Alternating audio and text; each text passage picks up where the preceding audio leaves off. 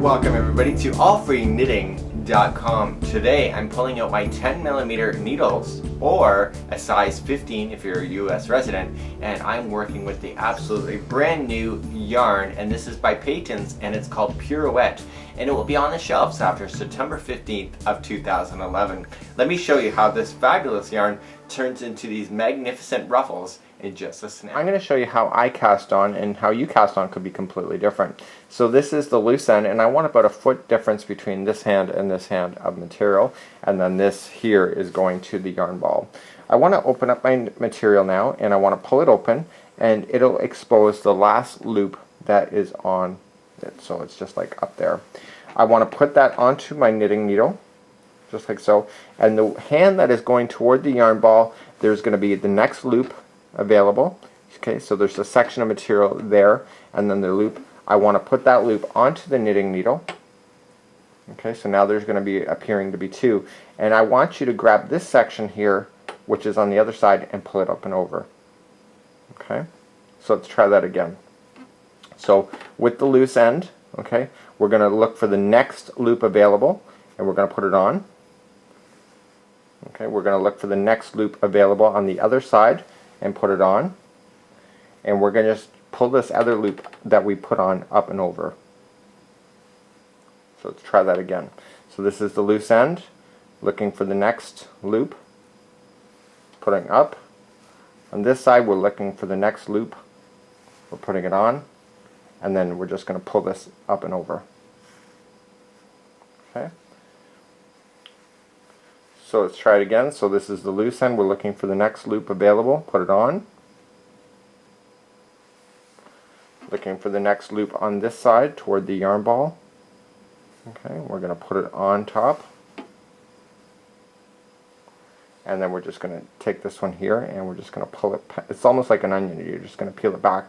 So the average scarf distance of the width is about 6. You can do 9 if you felt like you wanted to go that much. When you go more stitches, the scarf will be less, so 6 to 9 is ideal. 6 is probably the best. So we're starting up again, so we're just going to put up. Okay, put the other one on and peel back. Okay, I got one more to go, so just looking for the next loop. Once you get started, this project goes really fast, so put the next loop on, put the other side loop on, and then peel that back, just like so. So now you'll have actually 6 loops on your knitting needle. So let's get started on how to actually knit with this particular product. Looking more carefully at this yarn now, you can actually see that the loops are on the very edge, so that there's actually sections that are joining the loops. And what we want to do is, when we're knitting with this, we want to concentrate actually in the holes, and we don't want to worry about the sections that are grabbing it in between. So here's what we have right now. We have our 6 on our knitting needles, and what I want to just do is I want to stick in the needle like I normally would, and this is the material coming from the yarn ball. Now what I noticed here when I did it is that this loop is a little bit too close, and it's not going to give you as much frill. And normally when we work in the center, going from in between the edges, is that we want to go to each one, but on the edges I want you to skip this one and go to the second one over, and I want you to put it onto your knitting needle just like so, and I want you to knit as normal. So isn't that hard? Isn't that pretty cool? So now we're going to go to the next one, and so basically you will see the loop is now attached here, so the very next one on the edge is just right there, and we just want to just pull up, okay, and just slip it onto your knitting needle. So once you get into the rhythm, my camera angle is a little bit rough in order for me to be doing this pretty quickly, but a whole scarf is about 2 to 3 hours to actually complete. One ball of the Pirouette will equal one scarf, and it's a generous size scarf, as you can probably see in the pictures that I've already probably put onto this video. So I just want to keep going along. The ruffle is forming itself, and so off camera I thought to myself, I'm going to get lazy and not worry about trying to get that, and maybe I'll grab it down here, maybe in here. And what I found is that it looked awful. So the extra time that it takes you to find the edge is actually really worth the time, because then your ruffles are actually looking, they look random, but they're actually pretty consistent, which is probably more desirable for your project.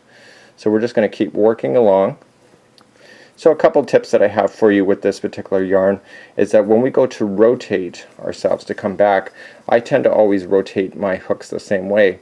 But what happens is that this material, because you need to open it up and it's already like a shoelace when you start with it, is that every time you rotate you're actually going to be twisting up your material. So what you're going to find with yourself is that when you go back and forth, in one direction you should rotate your hook in one direction, and the other direction you should rotate. So what I'm saying by that is that I normally just go like this and switch hands, and when I go to do it the next line, I should actually do it the other way to prevent the material from actually twisting up. Hopefully that makes a lot of sense. So we're again back on the edge, just like so. And so then what it is that 6 across is a really generous size as well. Again, I'd want to skip the very next one that is available, so I want to go to the second one over. I'm just using my fingers to pull that open. Again, I just want to go to the second loop over when I go to do an edge. I don't want to go to the first one because it just makes it a lot nicer. And so in between, again, I'm just going to grab each loop as they come.